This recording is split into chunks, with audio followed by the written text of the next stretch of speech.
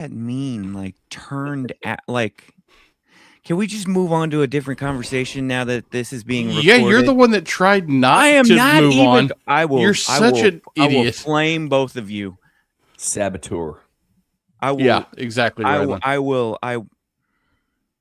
We're just gonna do a cold reset, and you guys are gonna be nice, and I'm gonna change my camera because I don't like it.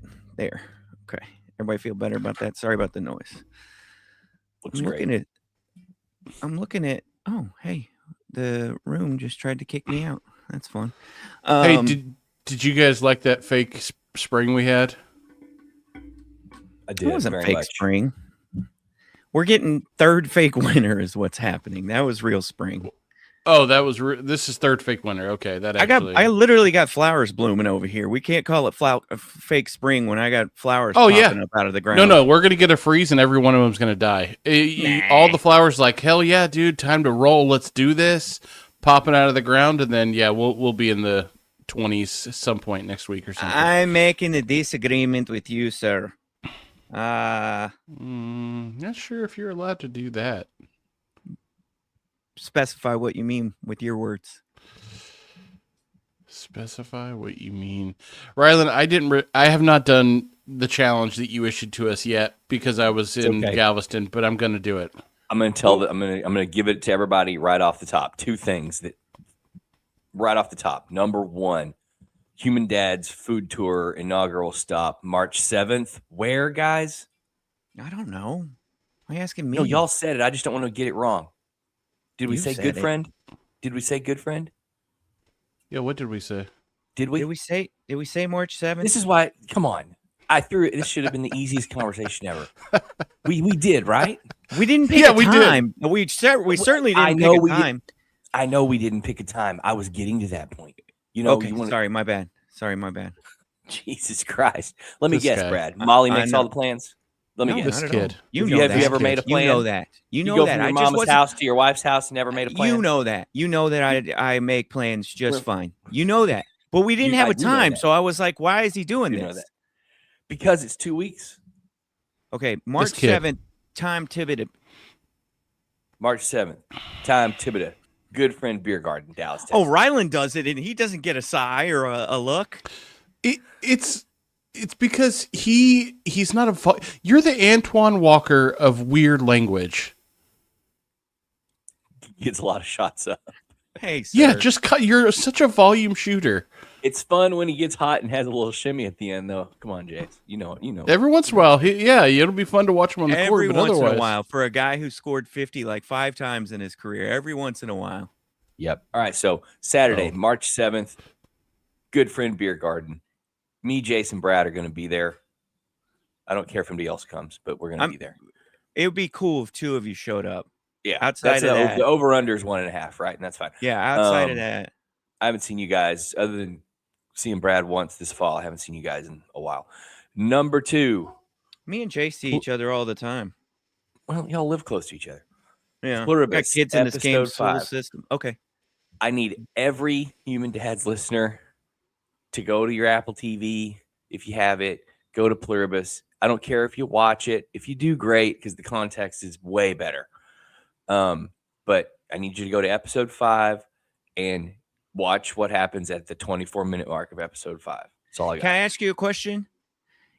If I go just directly there, is it going to ruin the show for me? Because I actually do want to watch that season of that show because I don't think it's coming back on Apple, at least, right? Like it's going to have to get picked up somewhere else and brought to us by. I don't know. It'll get picked I don't know up for sure. I don't know the status of it at all. I think Apple said they're not coming back.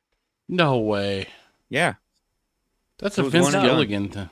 Yeah, look at it. Look it up, Jace. Search it up on the internet, as the kids say. But it will hit. It will hit so much better if you just watch it. It says Pluribus Season 2 is confirmed for development on Apple TV, but faces delay with a release likely in 27 or 28. Jace, you're supposed to be administrating the comments. Could you tell us who said hello or what's there? Or is it a comment that says we need to quit? What's going on, please? I just want to make sure and acknowledge the one human who stopped in. I don't even know if they're there anymore. I think that's Fourth Dad. Looks like that's Fourth Dad. Why does Fourth Dad have 19 different alias? Why can't he just figure it all damn out? Huh? I think I don't. Answer me goddamn now. I like Pluribus, man. I thought that was a really good show. I went through this phase with TV watching where I had a hard time finishing off shows. That's what you said. What? What does she say? She had a hard time finishing TV shows. Sounds did like a pause you there. problem. Well, because you know why I paused there? I'll be honest with you. Because I knew what was coming from this guy. Because hold on, anytime post 9 a.m. on a Sunday, When have you ever? it's taxi cab confessions on human dads. We just can't. When No. have you ever had a point guard be like, hey, I threw the ball at the hoop because the motherfucker called for the oop and then he dunked it, and now I'm going to act all upset with him? When has that ever happened? Offense called a play. Offense ran the play.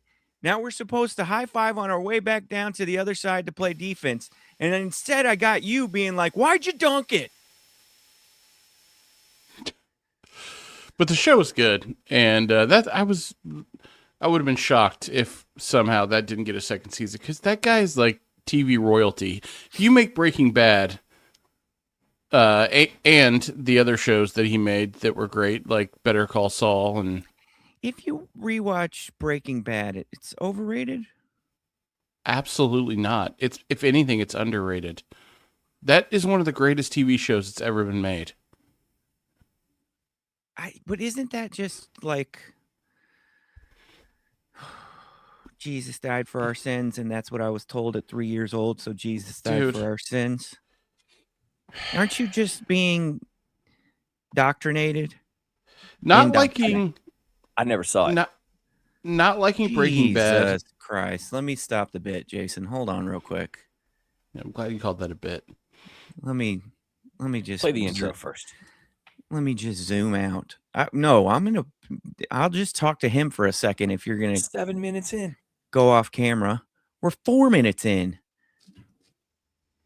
No. He's never seen Breaking Bad. Nah.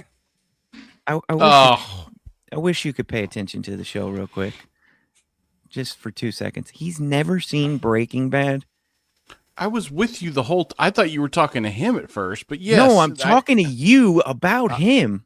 I totally agree. That is egregious. I think there are probably Like you There's never probably- even tried.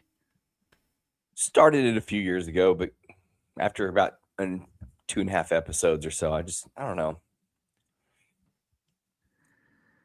Weird take from you, bro. I try to be there with you a lot of times, but just weird take from you. You would Just enjoy didn't- it. I probably would, but like I didn't. there's no probably about it. If you like Pluribus at all, and they are completely different shows, but It's the not way though. that he He's does not things- against. He's not against prestige television, as they call it now. He sat through Mad Men, and Mad Men is Twice. extremely slow and boring to start. Well, and this show's slow, not even it's slow and not that it boring. was slow. That's the thing. Like, it's not that it was slow. I just You don't didn't- like white people? Oh, I mean, that's a different topic for a different day. I don't. I just didn't. It didn't reach out and grab me. I didn't. Human dads. Human dads. Human dads. Human dads. why does he do you dirty like that, Rylan? I don't know. Ask me a question and then start the intro. He said start the Unbelievable. intro. You're such a dick, dude. Yeah, 2 He minutes said- ago. Human dads. He said You- start the intro. You are such a child. Dads. Podcast. Human dads. He said start the intro. Get up off your ass. Human dads. And then I realized we're at 6 minutes now. Podcast. Human dads. I hate you sometimes. Human dads. And I, Because he said 7 minutes. We weren't at, Tell you're your ruining the mom. intro. Tell your mom. Tell your mom. Tell your mom. Tell your mom. Tell your mom. Tell your mom. Tell your mom to listen. Tell your mom to listen. Tell your mom to listen. Tell your mom to listen. Mm, mm,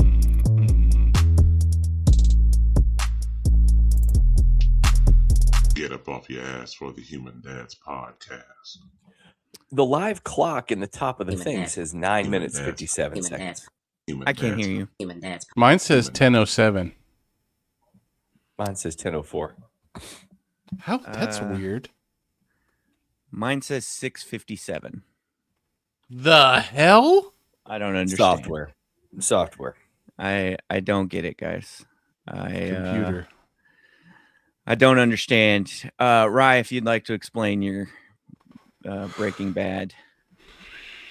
No, I don't want to belabor TV talk from 10 years ago, but we watched a couple and a half episodes or so, and I just wasn't. I think there was so much said and talked about around the show that I found it hard these number of years later That's what she said. to get into it. Attaboy. High fives. There's- Back down the court. There's like some music just randomly playing out here. No way. There's a Oh, backyard right. distraction. Right in the wiener, right there. That was a full on. Rylan, please come back. Could you just... It was weird. It wasn't just somebody playing Dude. music. It was it sounded like carnival noise or something. I was totally distracting. I couldn't think. I am going to Well, put together the supercut of Rylan just reacting to noise in his backyard that is just commonplace, That was regular not- North that was American not backyard commonplace. sounds, and him just Sir. acting pissed off and incredulous that there's a No. dog barking or a bird getting humped. Like, If you do that, will you also include the supercut of you doing the same thing, except with stuff that happens on video or that no one else notices, but you making sure that you call it out? So the whole audience has to deal with listening to you complain about it. One of those things. Why don't you do one of them too? name an example. Put that super. Well, a good example is when I look at my phone to help the show, and you call out that or when I go on mute to eat a bite of a nice, tasty breakfast sandwich. No one knows what's happening, and you called it out way before video was ever So recorded. those- by the way, So those we got video for every single episode. I'll start releasing the tapes right now. I will. There is a P tape for every episode of this thing. Right now, I'll damn do Even it. the one where I wore my Winnie the Pooh outfit. oh yeah, The day the garage door was going up and down. yeah. Do you have a video of The that? Winnie the Pool outfits were all the pool episodes, which I believe was 3. And yeah, we got video. Wait a minute? Why would I wear a shirt and no bottom in the pool? That's what we said. It was weird. Yeah. That's what we said. Has any guy ever done that? Oh, for sure. Why would you? Why? You It would just be want the having a ween in shirt the on water. pool I is don't so know. uncomfortable. You don't want a Number one. sunburn. Oh. What if you're like an out of shape guy, but you got a big old hog, and you're like, Okay. I don't want someone seeing the upper part, but I don't mind people seeing the bottom part. You know what I'm saying? That's not something I can relate to. So no, I don't know what you're saying. Oh no. No, just to put a bow Oh. on the Breaking Bad conversation, it was too far down the road. It had been so universally talked about for like 10 years or however long it was on. It wasn't appealing to me to try to get into the show's aesthetic and really enjoy it when I felt like I'd just been hearing about it every day, Okay. all the time. It just wasn't. It was no longer interesting to me. I'm sure it's a fantastic show, but I'd already heard too much about it. Whereas when we picked up Mad Men, maybe a year or so after it went off the air, we picked it up. People weren't really. I mean, it got talked about. I knew like what it was conceptually, but like I didn't hear about it all the time. With Breaking Bad and Thrones, there was just no way I was going to watch it because it became people's personality for a few years, and I just Okay. heard too much. So it wasn't interesting. Okay. I can relate. Okay, to everything you want to say or you just said. So let me give you some grace, and I will hope that you reciprocate. I don't know why I went to say it. I wasn't trying to weird talk. Reciprocate. Okay. Everything you just said, Rylan. Okay. That's how I feel about the Beatles. Okay, that's stupid. Music's totally not the same thing. But Of course, no grace afforded. everything you Totally said, not the same thing. Everything you said about Breaking Bad, I feel the same way about The Wire. Oh, fine. You guys can say it about Breaking Bad and The Wire, and I can't say it about the Beatles. Do you? How many people do you know, Brad, that listen to a piece of music once or maybe twice, and if they listen to it more than once, it's like, whoa, you re-listened? You re-listened to that Yeah, but song, it's bro? It the must be the same best thing, song like, anyone's ever recorded. It already It's not- occurred. It already occurred. That it's already a people's identity. It's already an aesthetic on its own from its own time and everything. And I had heard so much about it before I ever really wanted to delve into it that, yes, I know a lot of the songs that we all know from just being around with ears, but I never went back and really got into the whole catalog and figured out who the Beatles were because It had Yeah, but already good been music figured out. transcends eras and time. Like watching The Wire was hard for me because it was because they're wearing throwback jerseys. they got pagers and you know the cops are using beat. How do you hear what eh, you're saying and not also hear what I'm saying? How's that possible? The Beatles music, like someone could make a Beatles song today and it would fit into like today's genre of music pretty easily. Somebody could You're come right, out with Jason, but I Breaking want to tell Bad. you that I am the only white guy our age that likes hip hop that feels the same way. There's a whole race of these white hip hop fans that they just shit on the Beatles because they think they're supposed to. I know. To They're be the clear, greatest band to walk the earth ever. Period. Buenos noches, and they're To one be of my clear. favorites, but like they're not my personality. hold on. To be clear, I don't think you're shitting on Breaking Bad right now. Would you No, agree? not at all. I'm sure it's I'm sure it's fantastic. Okay, I'm when I- okay, also no. not shitting on the Beatles. To be clear, I'm not saying they're overrated. I'm not saying I have a take. I'm saying I never got into them. I never explored anything other than what kind of lives in the pop culture. You never did a deep dive. I never went and listened to an album from beginning to end. I never went and Okay, said, well that's foolishness. I at least tried to listen to Steely Dan Asia after everybody. I filleted it guarantee for you, I've 30 heard years. Steely Dan Asia more times. And I was like, when is through. this fucking solo gonna end? It is, but I also like it And at I this love point that in my kind of life. music, but I was like, Yeah. it's not. But I tried. Yeah. You can't. Okay, when you approach music, do you approach it as a novel experience? Like you're never going to go back and revisit it again, because that's what we do with movies, books, and TV shows. Is we don't really intake them and then make them a part of our habit. We consume them once, and like I said, maybe twice, and then you have your Star Wars people or your whatever, or me when I was 7 See, with Karate that's where I Kid. would disagree because, and I think Star Wars is a good example there. I've seen all of the Star Wars probably 3 or 4 times. When Phantom Menace first came out, when we were young lads, I went and saw it like 7 times in the theater.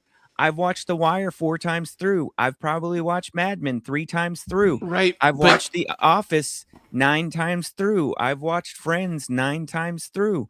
I've Here's watched the thing. Parks and Rec. You don't have to multiple name everything that you've watched 9 times through, but No, but we're learning a lot about Brad. Like I he's- actually he's I've a- did, watched yeah. he's a- Martin reruns 1,000 times back in He's- the day when you they would are be on. clearly, when it comes to media consumption, you are clearly on the spectrum. Yeah.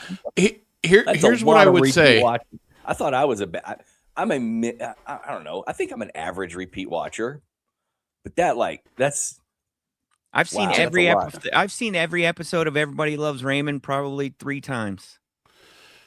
But to make Ryland's point even more, I mean, take this back to,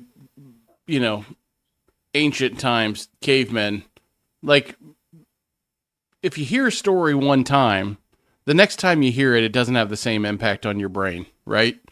Like, you know the ending, you know the story, your brain just doesn't enjoy it quite the same way. That's just a fact. Music is different. Like, music has the same, fires off the same feelings in your brain every time you hear the song. In fact, if anything, the feelings get stronger the more that you listen to it, because the first time you hear it, you're like, all right, that's pretty good. And then you hear it again, you're like, oh yeah, I'm into it. So there is definitely some sort of neurological chemical thing when it comes to the difference between movies, books, and TV shows versus music. maybe with you guys, what we're learning is we're just all different, because the idea that you could not get something different by watching a show twice is sounds a little insane to me. Oh no, of course you can. And my second watch of Mad Men was awesome because of that. What I do think is that's way less frequent for TV movies and books, whereas with music, it's kind of baked into how everybody consumes it, or almost everybody. You can go find a ton of people. I bet a plurality of people never rewatched anything, or rewatched maybe one or two things in their lives. You can't find somebody who's like, yeah, I don't really listen to music other than the first time I hear it. That doesn't exist. I'm not saying that does exist wholly, but what I'm saying is that the rewatch value for me, it sounds like, indexes a lot higher with media that isn't music than it does with you guys. Whereas, yes, I could still listen to the same song for 100 times. I also wonder, though, too, when you guys get a song that you really like, are you want to listen to it maybe back to back 27 times? Not since I was probably 12 or 13. Okay, I'll still do that. Well, if you put the Batman soundtrack on, then I probably. I'm not talking about a whole concept. I'm talking about one song. One song. It's about 1 4.5 minute thing. So here's another way to look at this: is you're saying that you never went into the Beatles because everything you heard made it feel like you weren't going to gain anything from doing a deep dive, which is 100%. I 1,000% get that.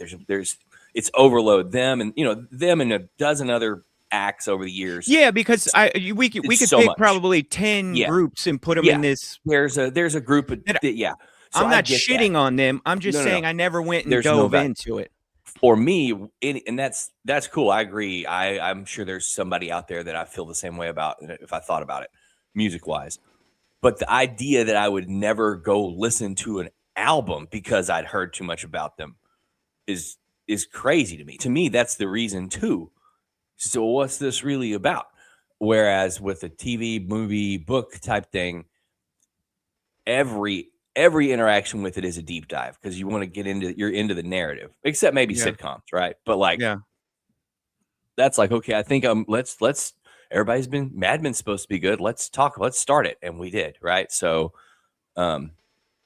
you're in that. I like when I watch a show like Prestige. The coolest thing to me about Prestige TV, or whatever we're calling it now, because I've been told it's over, is getting into the aesthetic of the show as a whole, right? And really being locked into what they're doing on the show. And it's just less appealing if I've heard too much about it already, unless it just really reaches out and grabs me. And I'm sure Breaking Bad would be badass. Those first 2 or 3 episodes, I was like, okay, science, bitches. It's like, I guess maybe the ticket ruined it for me. Maybe there was too many drops. That's the thing. I don't know. That's the thing, is something like that was such a cultural flashpoint or touchstone or whatever the word is. It's hard for you to go into just watch it now and make it yours because it already exists in this other space. You know what I mean? It certainly doesn't feel like Discovery. It just at this point, were you to watch Breaking Bad, you're just going to get like people's inside jokes or the kind of nascent startings of like memes. You're just, I get where that's coming from now. You know what I mean? Right. Yeah. I think that takes some of the fun out of it. And even though Mad Men was talked about heavily all over the place, for whatever reason, it wasn't the same as Breaking Bad and Game of Thrones. And there's probably a couple others that I've avoided because of that, even though I'm sure they're good TV. And back to what got us on this, which is Pluribus. I saw a few people chattering about it a couple months ago on Twitter, and thought, well, I don't know what that is, and we just decided to try it out last week or week before, or whenever we started it. So that's how I would prefer to do it. It is. I don't know how good it is yet, but I'm looking forward to the second season if and when it comes along. We'll wrap it on this and then maybe do an intro. Out of all the things that I've done on this show to maybe garner some negative reaction and or attention,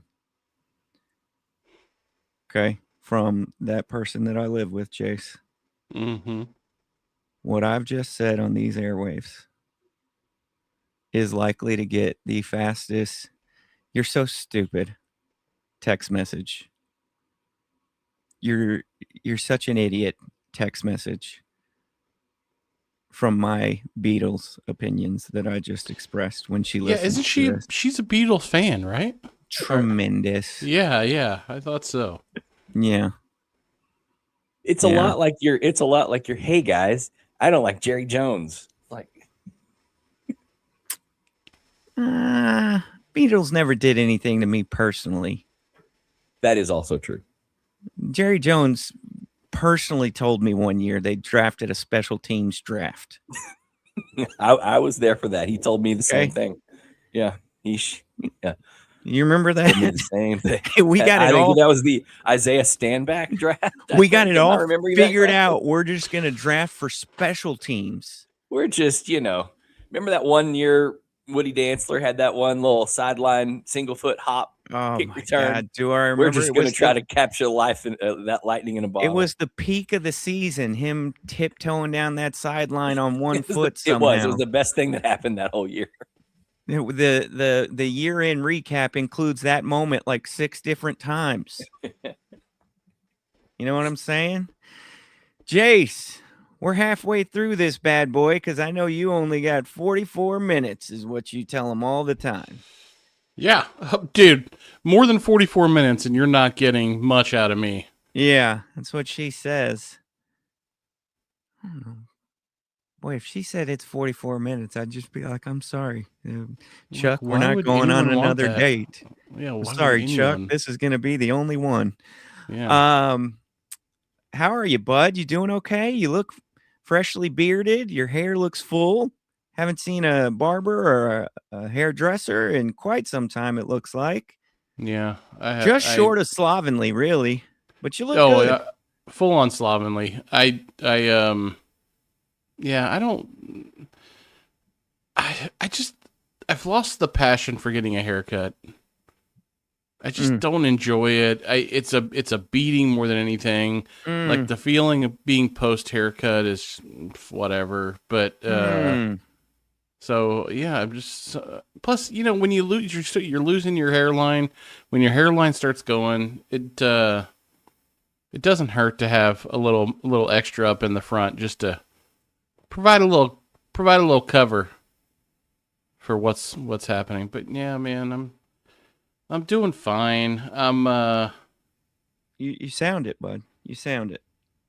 I'm trying to get motivated for what's going to be a very busy March for me. I've got a lot of travel going on. I'm going to go to the Arizona to see the Rangers in the spring training here shortly. And then I've got a spring break coming up. And, a lot of the travel this year for me is going to be road trip. And I'm trying to decide if I like the road trip still as I get older, because I used to love the road trip. The road trip was number one option for me over plane travel. And now I think that I'm slowly moving away from it a little bit because it's just not. Break it down, though. Road trip family or road trip buddies? Well, both will be happening this March.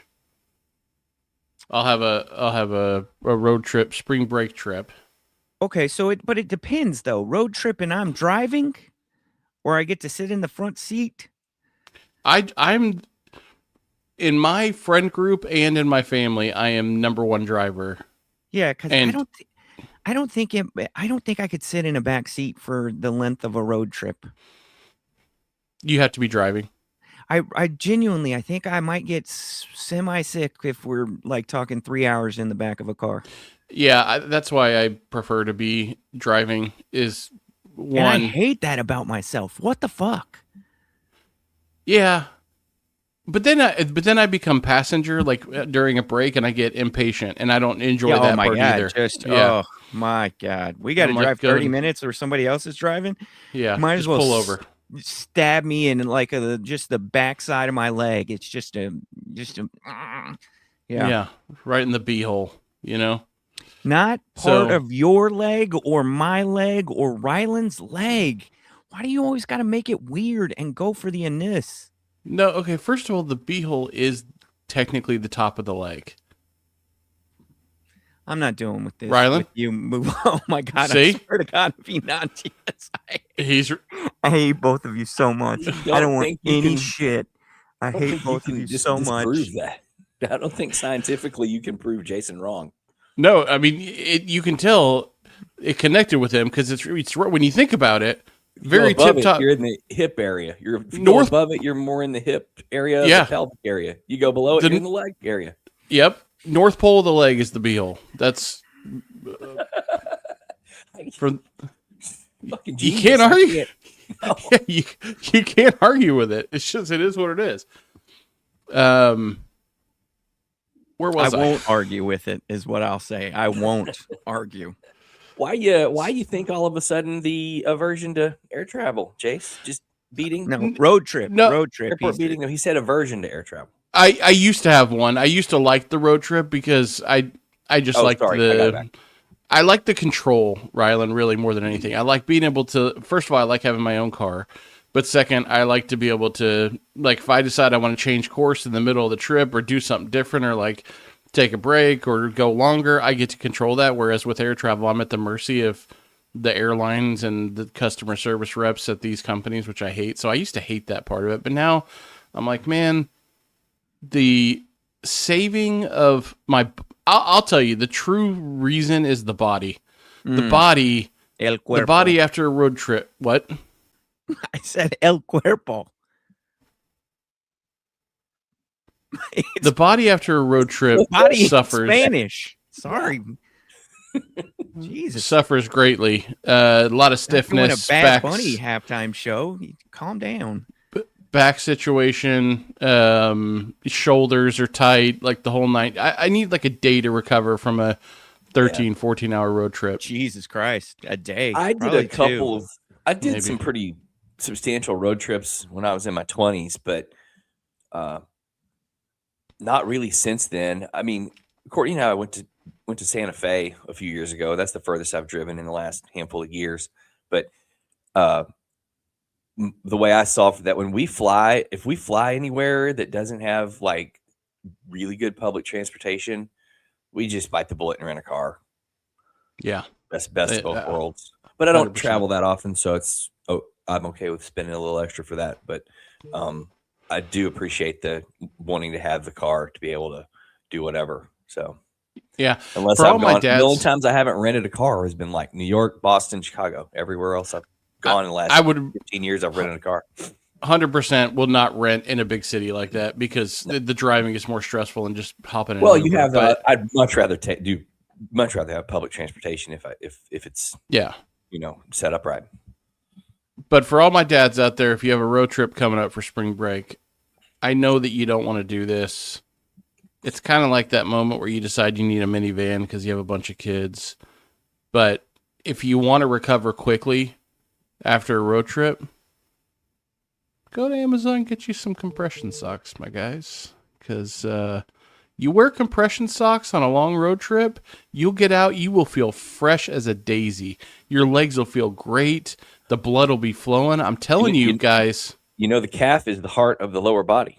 it's the heart of the lower body, Brad. So if you keep the blood pumping in the calves, you get out. I'm dead serious. All right. You wear compression socks, it'll change your life on a road trip. Here's what I will give you. Okay.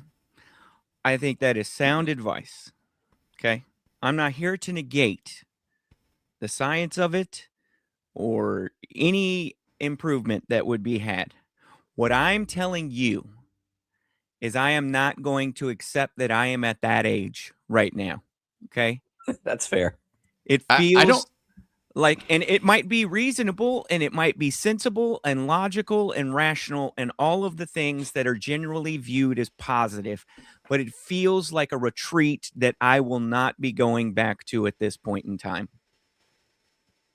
That's the difference between you and me, man, is that I've already given up.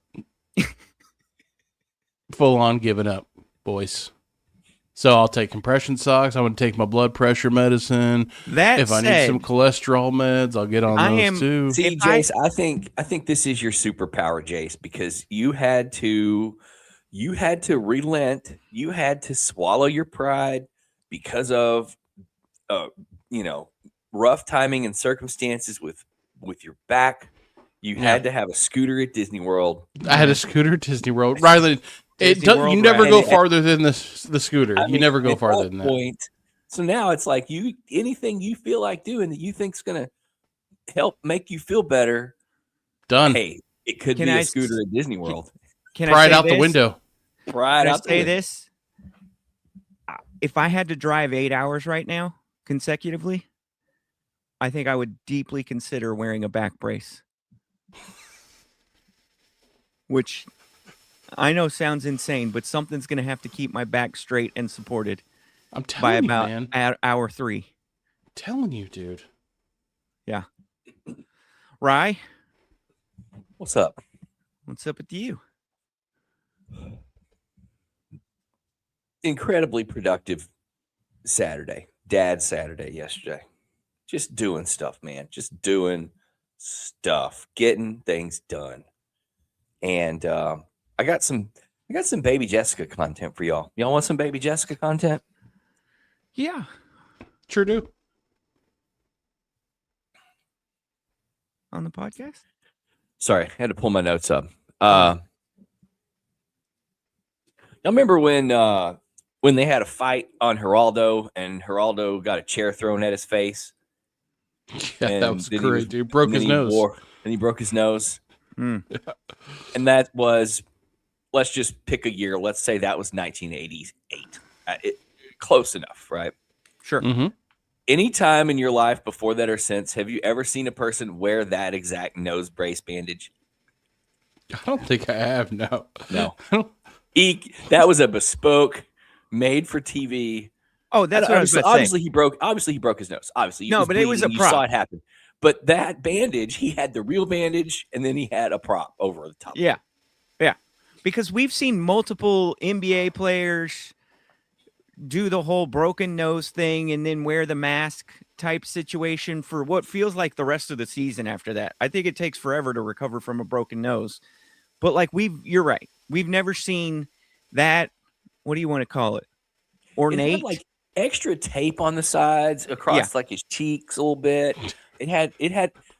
There was way more nose brace there than what actually needed to happen. And I would love if there's any medical professionals within the earshot of this podcast to come back to us and let us know if we're off base on this. But I feel like Geraldo did that because he's Geraldo. We saw a documentary about the talk show era a couple weeks ago. Just one of these little CNN produced things that pops up on like Hulu or whatever, and it's like 4 episodes. And when we got to that part, that was my immediate first thought. I literally had to stop down and turn to Courtney and say, "Wait, never seen that nose brace out in the wild or nose bandage out in the wild ever." Was there ever like a conspiracy that was done to like cover a nose job or something? Dude, he I'm got sure hit straight in the nose with that was- chair, bro. It's on video. Yeah, it is. But I It never gets slow-moed the smashed. clip to see. You I never just did remember the- I just remember it as like something you saw from when we were 9. Right. I saw the nose bandage, then retroactively saw I wasn't watching Geraldo live as it happened. Yeah, in that's the what I'm third saying. grade or whatever it was. Yeah. Yeah. So I would say, I forget the name of the little documentary we found, but go look for it. It's got a lot of great stuff. My other Baby Jessica note for today. Do you guys remember Nintendo Power, the magazine? Hell yeah, dude. I had a Yeah. subscription multiple times. Yeah. Not really. Brad's coming in here with his, I'm a Sega guy, I'm a Sean No, Kemp jersey guy. Nintendo everything. I don't Nintendo like the everything. I Cowboys. always thought. Oh, okay. Can I say this?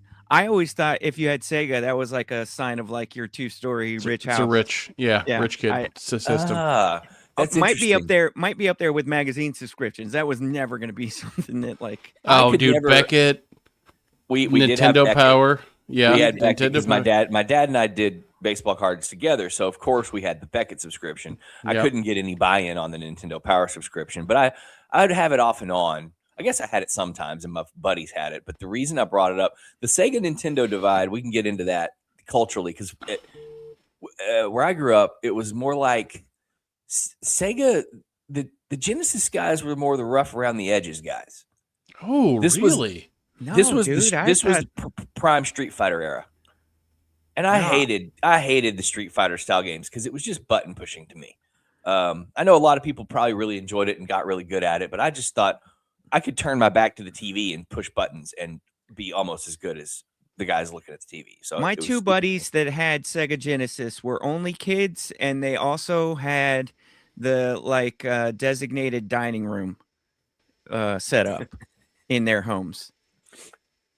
So like I going over there to like spend the night felt like a different situation than what I grew up in. And I'm not saying I grew up in a fine regular 4-2 suburban house, like it was a General Homes 1989 build is where I grew up basically. And like we've lived a fine existence, but then it felt different if you had the some of the things we've talked about before, like if you lived in a 2-story house, or if you had where you walk into the house, you look to the left, that's a dining room with its own table, but then you also had like the little circle table in the kitchen, or you go over and somebody's got like 19 different snacks in the cupboard, not just like the 2 that you typically have in your house. Or like anytime somebody had like the kid drink specifics, like the little Gatorades or like multiple juice boxes, I'd just be like, what's going on in this house? In the Like garage fridge. Or Yeah. like the garage fridge, which we had a garage fridge, but our garage fridge was made for Coke and beer. Like, right, yeah. And maybe the extra gallon of And milk it already couldn't it was fit like in the clearly from the late 60s and was super thick and Yeah. weighed 700 pounds. Yeah. like Uh, we didn't have Capri Sun in our home, or you did like that was an after game. Like you're saying Capri people Sun was a treat. Yeah, Capri Sun was like a special occasion. I bet, Brad, that the people that you knew that had a Sega Genesis, I bet it was around 1991, and Yeah. the people I knew, it was 93 or 4. okay. You see the difference? Yeah. Because this is pre-internet. I lived my entire childhood 18 months behind you guys at a Okay. minimum. That makes sense. So These not were the only kids so I who bet clearly you had Nikes first too. early adopters. You had Yeah. more adopters than I did. Yeah. And I just consider, like, all it takes is 1 or 2 for you to start building a frame of reference at 9 years old. And so I was just like, oh, Sega is like the rich kid thing. Premium. No, so Nintendo Power was a cool little magazine. You had walkthroughs. This is before YouTube videos showing you where to find all the secret exits. So you had all your walkthroughs and all your game tips and all this kind of stuff.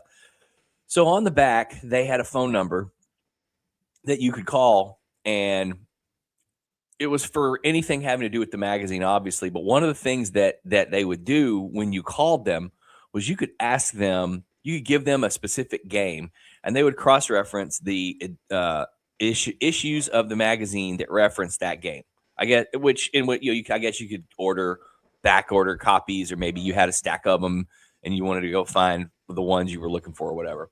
So my buddies and I, when we were probably in 6th or 7th grade, had a thing we would do where we would call them up and we would ask them for information on some random game. And then after that, we would ask them who they thought was going to win the Super Bowl. And we would try to see what everybody, and we would call like 20 times, get different people and just see what they would say and see if we could either get a diversity of opinion on Super Bowl or something, like just anything to pass the time. Right. And of course, most of them said the Cowboys. And if they did, we would be like, hell yeah. So that's my baby Jessica Nintendo Power story. I remember my other core That's a good Nintendo story. Power memory is I remember reading in great detail the Nintendo Power walkthrough for Mega Man 3 the day the Gulf War started. Well, there's Watching CNN or whatever, Yeah. what channel we got back then. I don't think we even got CNN back then. Watching the whole Scud missile thing happen live with my Mega Man 3 Nintendo Power walkthrough. I Yeah. don't know how much I knew Nintendo Power existed. The only way I ever heard about cheat codes was somebody came over and did it, and then afterwards I would, work it into my repertoire. But I never once read a walkthrough or like any of that. Never once.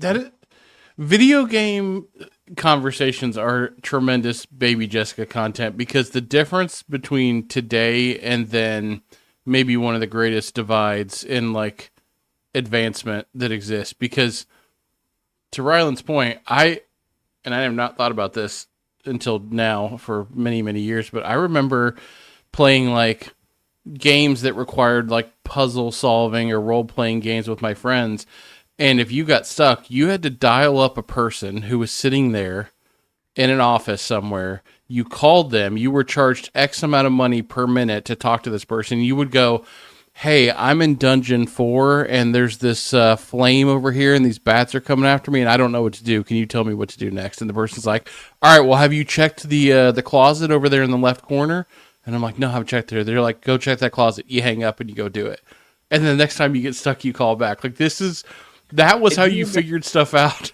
Every now and then a news broadcast or like a news magazine type of show would have a little like 7-minute segment on the people that had those jobs. And wouldn't you sit there and just pray to the deity of your choice that could one day be your job? Oh, amazing. It sounds so old timey as you guys say it. And two, I'm learning about this for the first time. I never knew this was a possibility. I didn't know you could just phone a friend on this.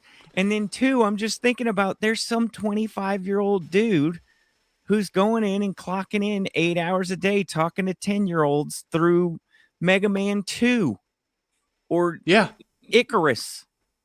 Yeah. And no idea how they knew this stuff now even, but as a kid, I'm like, how does this guy know this?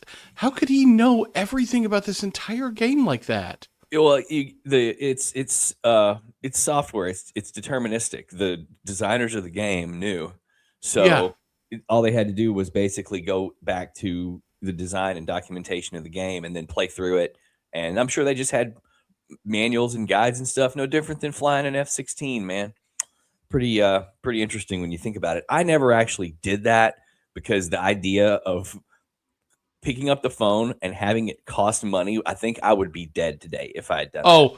For the record, I went over to a buddy's house, and when that parent got that bill, I was not allowed to go to that buddy's house anymore because I was blamed for that experience. Do you think that's fair? That you got 100%. I have always been a manipulator. Oh my god! It's like, dude, let's just call him real fast. It's fine. It'll be like $1. They won't even notice. I know. I'm such an ass. And we probably racked up like hundreds of dollars. Oh my god! That just doesn't seem like a Jason move. That's incredible. Yeah, it's having to open a Visa to pay for the phone bill. That's Oh. Southward kids never coming over here again. 100%. Yeah. I mean, I was also in on the I'm sorry, FBI, for the record, but the AOL, like, create a credit card number to get the free AOL, CD thing. Like, dude, looking back now, 100%, I probably broke some federal law. Yeah, you're a criminal. Yeah. Statute of limitations is up on. I had the before the AOL free CD era. There was, I guess this would have been 94. There was CompuServe. And, oh yeah. And AOL still existed, or obviously existed then too. But again, it was before they were mailing the CDs to everybody. This is when everybody still had dial-up, and obviously we didn't have internet where I grew up yet. We didn't get it until 96. So in 94, I had got a new computer, and it came with a free, however many month CompuServe subscription, which was like $10 a month or something like that. And I knew deep down that there was no way that they had a local phone number that was not a long distance call from Hamilton. But I, kept that to myself. They had, they had things on their marketing and things in their, whatever you want to call it, that said that they had coverage of, 85% of whatever, which I'm sure they did, but that doesn't mean anything if you're rural. So I just freaking started using it, and my parents knew I was using it. And of course, this was first entree into the internet at all. I think I was coming out of 8th grade. And I, in about a 2.5 week period, it was calling a number in Euless, and I knew it was a number in Euless. It was an OG 817 in Euless. I knew enough about how the system worked, and I just thought we're gonna ride this out and see what happens. Well, a couple weeks into it, my parents got a call from the phone company. That's how much. It was $400 something. Oh my God. Yeah. And so that ended that obviously really quick. And so you didn't I get just killed? no, luckily I didn't, because I just started my first kind of teenager job. Oh, And you're gonna be helping with this on your own. I think I worked for like 3.5 paychecks at that job before I finally saw a dollar, because I had to fork over and cover that 400 and whatever it was. That's insane. Yeah. Good times. Can I go back to an oldie but a goodie with you guys? Can we talk youth sports? Oh, everybody Does loves you. the show have dad in the name or not? Will you indulge me? We had a hell of a youth weekend overall, boys. Started Friday night with a school dance. You hear me?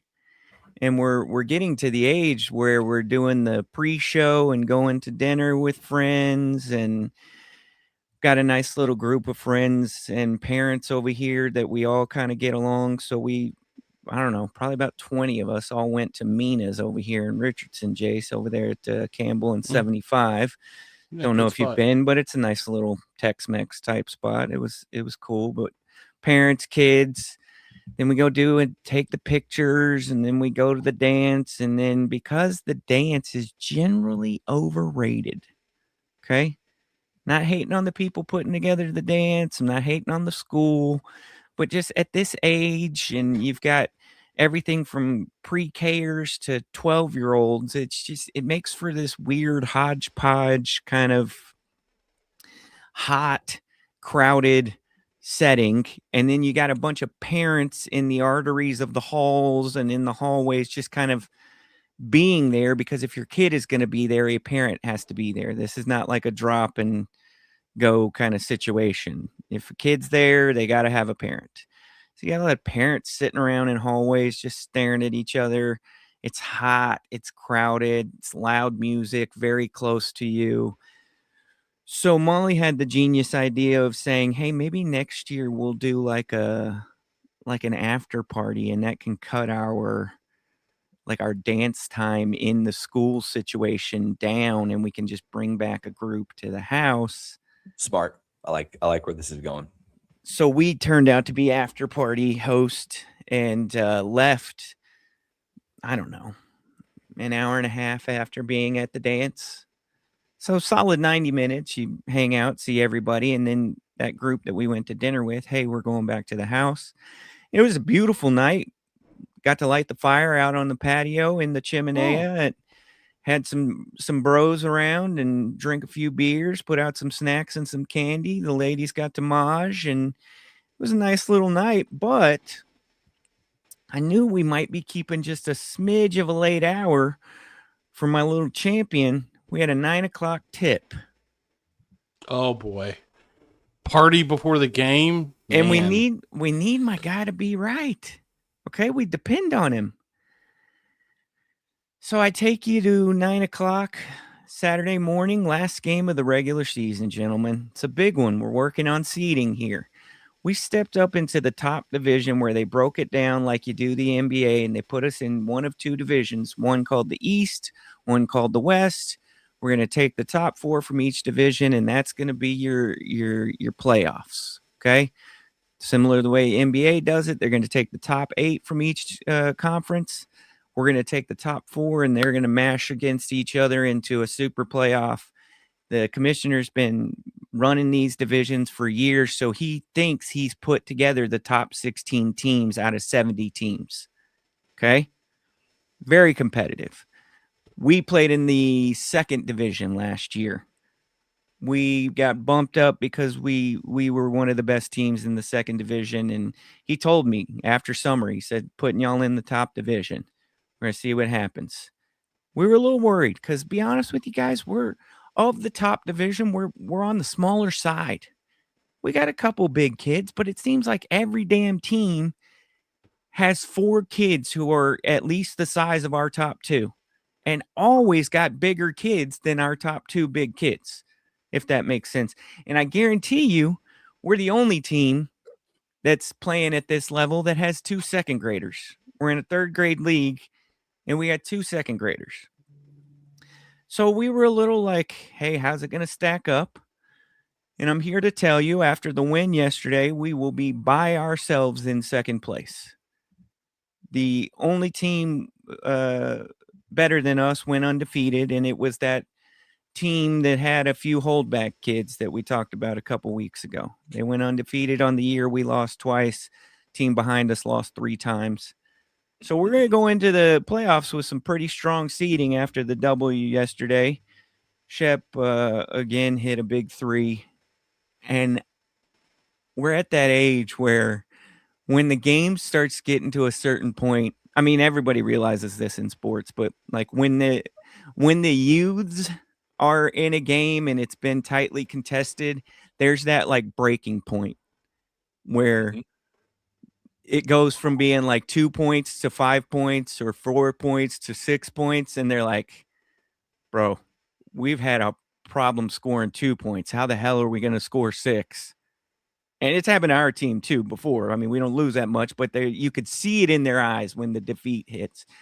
And Shep pulled up for just a ridiculous 3 yesterday. And it took the game from 2 to 5. And you could just see the Broke their defeat. will. You could see it set in. They didn't end up scoring it all in the 4th quarter. And we've had enough experience in this type of game now that I know what's coming next. And I can build a profile of a team, and I can typically build a profile of a team connected to where these teams are coming from, Jace. And I'm just tired of it. If we're going to play a team from what you would consider the nicest parts of Dallas, Yeah. when we get up and the game is over, guess what's going to happen?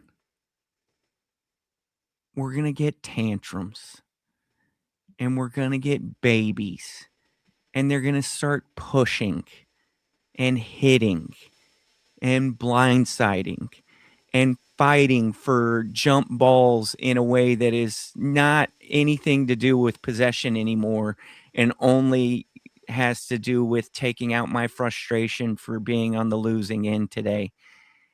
And I just don't get like how it's acceptable at all.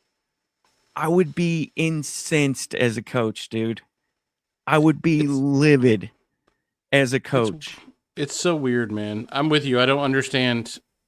I guess I don't understand that life of those kids that live on the other side of the railroad tracks because. And I'm only saying that because that's the profile. That's mainly where this has come from, right? Yeah. Oh, That's yeah. mainly, It's a thing. I'm not saying that I'm not saying because you live a regular middle class Richardson suburb school existence that you're like so much wonderful. I'm just saying that connecting it to where this has happened, it happens to be these teams. And yesterday I had a kid he just might as well have been spearing the same kid on our team twice who plays like a scrappy little Where's the pit bull. officials? Where's the officials? The pit bull, the officials are like literally having to get, hey, here's your warning, or we're blowing the whistle and calling the foul. They're not letting the game get out of hand. But it's multiple kids, multiple times. They're not going to, it's like there's ample opportunity for those things to happen without a kid getting like thrown out of the game at 8. Yeah, exactly. Yeah. Shep had a kid like literally jump on top of him as he had the ball on the ground. Like a full-blown, like you might as well have thought there was a mattress there. And Shep's pulling the ball trying to get possession, and this kid is like, oh, it's either break my arm or lose this ball. That's how I'm treating this, after he jumped on him on the ground. And so Shep was bigger, so he rolled, and the kid was like, well, if I roll, I'm not letting go of the ball. Well, leverage starts to take hold at that point. And as he rolls, his arm gets caught in it because he's just not letting go. Like, it's not about getting the ball anymore. It's about trying to inflict my tantrum on you. And what happens? The kid gets hurt of his own volition, and it turns it into this big crying storm off the court thing. And I'm sure it did hurt, but it was him throwing a tantrum that wasn't hurt a basketball himself. move. Yeah. This must be a boy thing, because obviously my main exposure to this is volleyball with a little sprinkle of basketball and softball, and I've never seen anything to this level.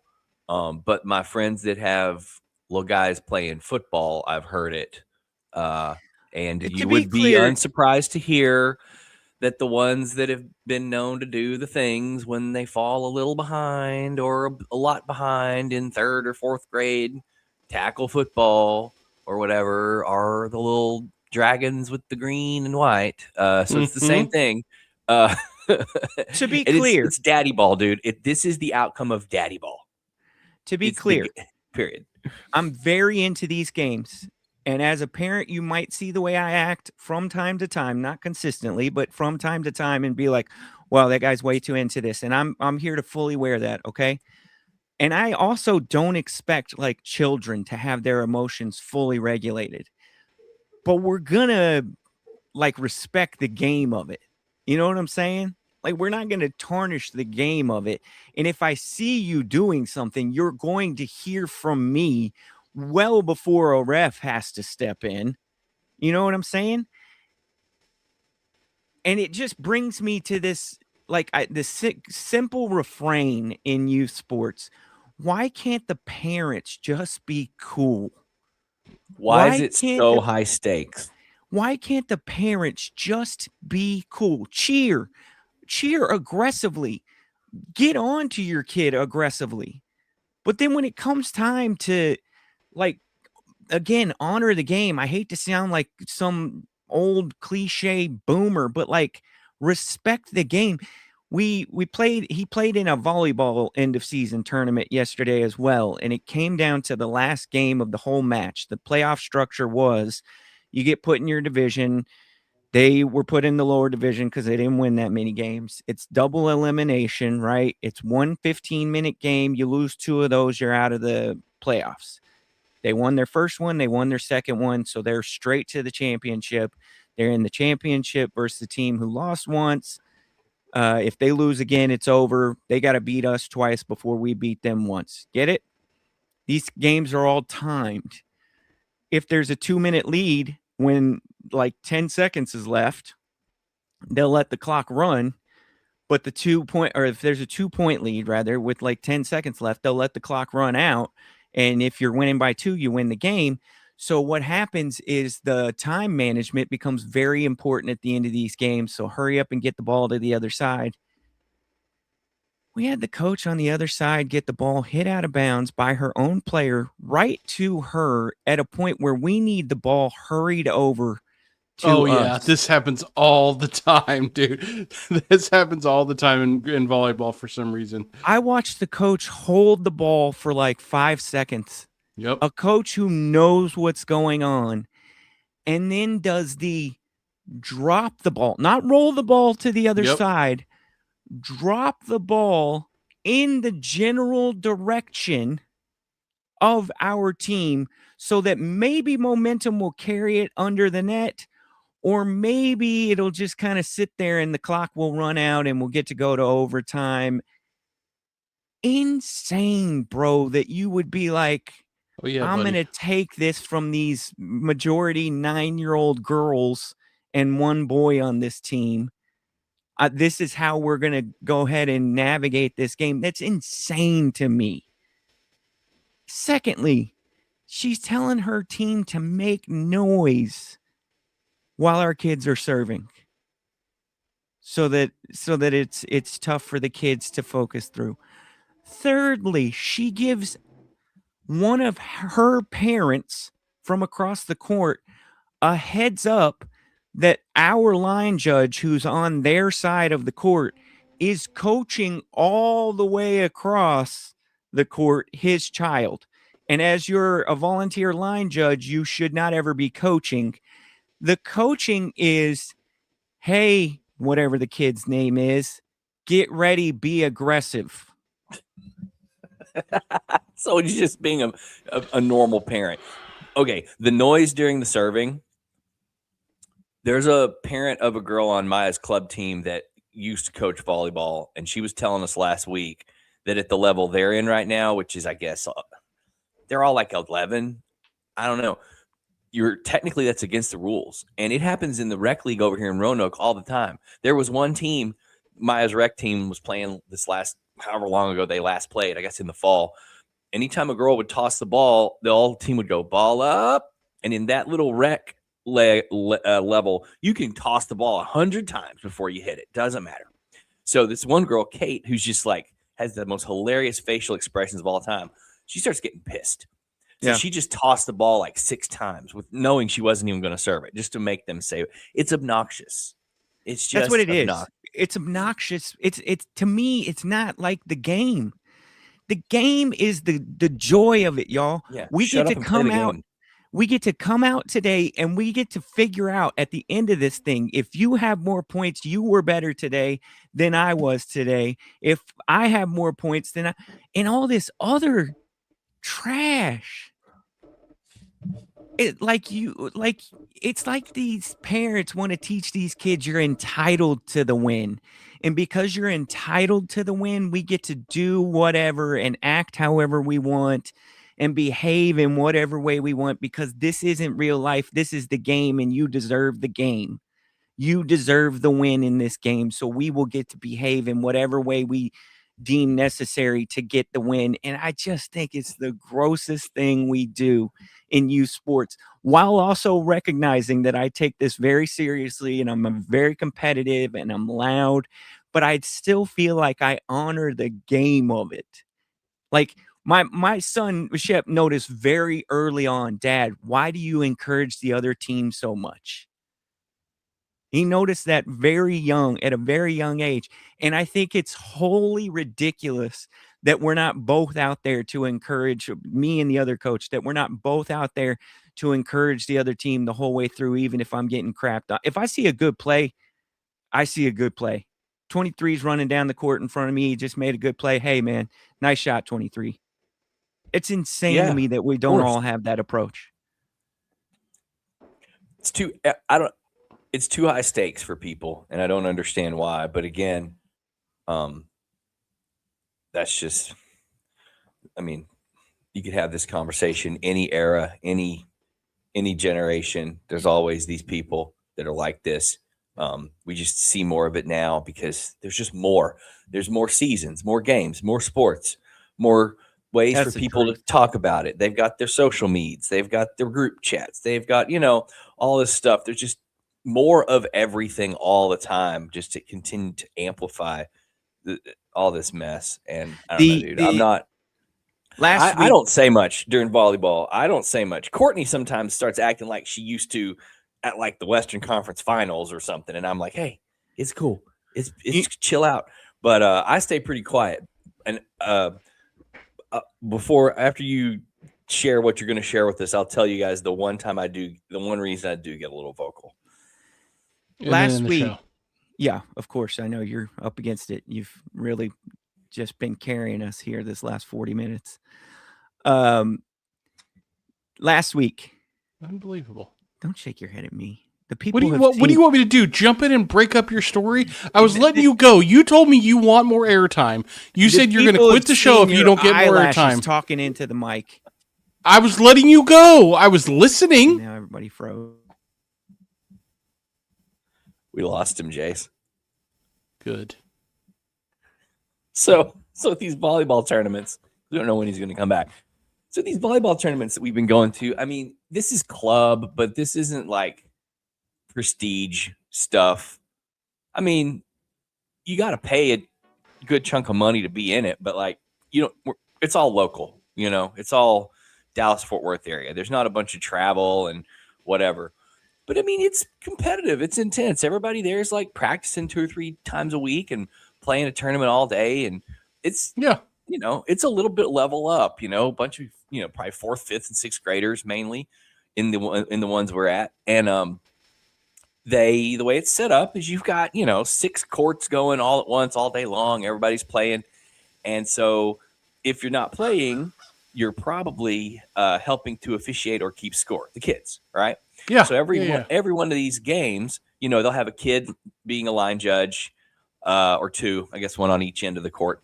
And then they'll have 2 kids and an adult at the scorer's table. And one of the kids is running the little scorebook for volleyball. And there's always an adult right there beside her. And then there's usually another girl keeping score, like not like actually managing the scoreboard, like just flipping the numbers. And guys, these wonderful young ladies whose job it is to simply see who won the point. I agree. And Drives me add a nuts. number. Yeah. 70% of them I know. cannot fucking Pisses me off too because I'm do like, it. And I get it. They're 10, 11. They're there with their friends. They're sitting there with their friend or their teammate, and they're there all day, and they're all hopped up on snacks and Prime Water and Gatorade Zero, and they're kids. But there's always an adult there beside them. Can we not just look at the fucking score and make sure it's right? Just because it's I your don't care one about job. Yeah. I don't care about win or lose. I really don't care about win or lose. This is all about reps. But Yeah. I want the girls to learn how to play with awareness of the score. Yeah. And it's not hard. It literally, every point, someone gets a point and the score changes. You got to change it every time. And even with 2 kids and an adult there, they 60-70% of the time they screw it up at some point during the match. And I will, after about the 4th time, I will finally say something. Now we've got some moms that'll say something before I feel like I need to. So most of the time immediately. I don't have to, but I will occasionally have to be like a little more vocal about it because it pisses me off. And there was one about a month ago where not only was there, the 2 players and then the adult, which is usually like one of the coaches, like an assistant coach is usually doing that with them. It was a game that Maya was playing in. There was somebody's dad right there standing beside them. He saw that the girl that was flipping the score was having a very hard time keeping up with it. He stood beside her the whole game. And Maya's club is named Pono. The other club was named Fire. And he would literally say, Fire got a point. Pono got a point. Fire got a point. After everyone to help her. 3rd set, I hear her say to him, which one's Fire? I lost my shit. We've had don't wanna multiple. The people keeping the score part of our game, not the book. The score part. The book is always a volunteer parent. The score part is a paid employee. And multiple games, somebody's looking at their phone. Somebody didn't pay attention to the scoreboard. The whole fucking world needs Adderall. All right, Zoning off into space. This technology has ruined the human brain. Okay, people can't pay attention to shit. It's all too much. I was going to say last week we were in a tightly contested game where I explained to y'all we had a comeback, and we had the ball last possession of the game, and the rules for the young kids. It's like a governed version of the game. It's not like the way you would play a high school or an NBA game, right? It's tailored to yield the most value for the age group. So in this third grade league, there's no defense in the backcourt because they don't want to have press. Like, you don't have enough ball handling presence to be dealing with the press. So the other team calls a timeout on a dead ball. It's our ball, but it's a dead ball, right? So they call their timeout. Fine. It's a 2-point game, 3-point game. I don't remember. 1 possession game, call it, okay?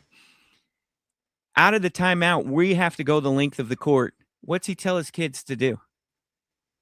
He just tells 2 kids to go run at the ball handler in the backcourt and just play a full court defense.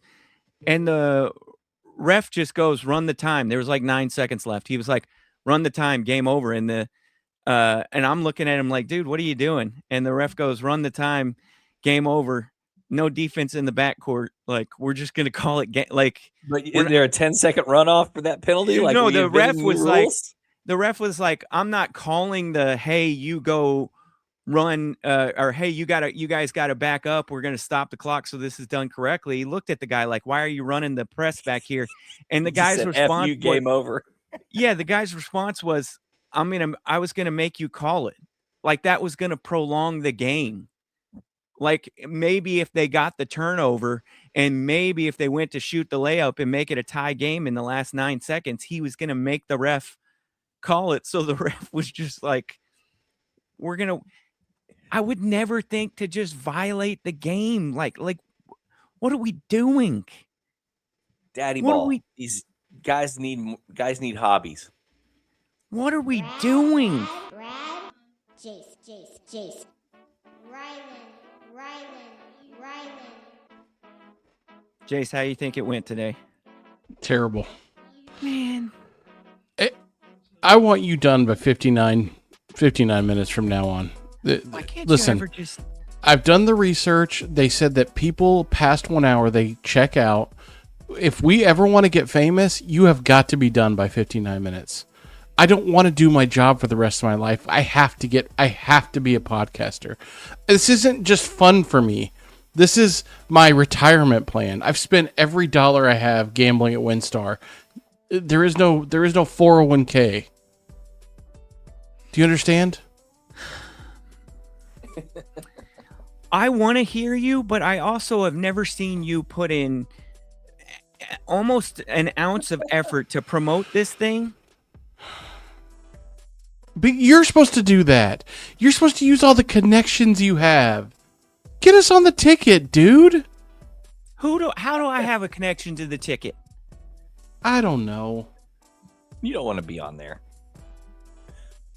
Hey Bob, can you get us Tell on you the what to ticket? say. Can you get us on the ticket? Let me text him real quick. Hey Bob, how do we get the Human Dads podcast led by Jason looking at his phone on the ticket? Next time I throw it to you, just say some nice things about the show, damn it. Brad for Island for Jason. Lake dump Jason. Remember that? Took a dump in the lake, Rylan, told us all about it, and then acted like the biggest. It's not Like, that not never a fact. happened. No one. That is a 100% lie that I'll be suing you for. Lake dump Jace, old Patty's Jace, I'm gonna sue you. old Jellyback Jace, Take every dollar Old you flap have. sack. old Flapsack Jace. For Brad for Island for Jace. Tell your mom to listen. Bring the bread. Mix in a tortilla. Climb the ladder. Put a bow on it. Freeze your hot dog. Go to Arby's. Let it run down your leg. Keep it tight. Holler at you next time. Episode 260. And we're May out. you find a side hot dog. Oh, side side order. hot dog. Side hot Yeah. dog. Order a Get side inside. hot dog. Hey, Get the hot don't- dog on the side. don't let the side hot dog and the frozen hot dog be the same hot dog, okay? No, keep them. There's a very clear wall. Keep those separate. Separate your side hot dog and your frozen hot dog like a bicameral legislation, okay? Like, we can't, they got to be on opposite sides there. What's wrong with you? Bicameral. 7th grade social studies coming out here. What's wrong with you? A lot. March 7th, good friend burger bar, beer garden, burger beer Okay. garden bar, whatever it's Yeah, we're gonna called. get a sandwich. We're gonna get a burger and some beer, Hot dog on the side. some pizza, and a hot dog on the side. That's right. Next time. Next time. In What do you stream. mean? We said March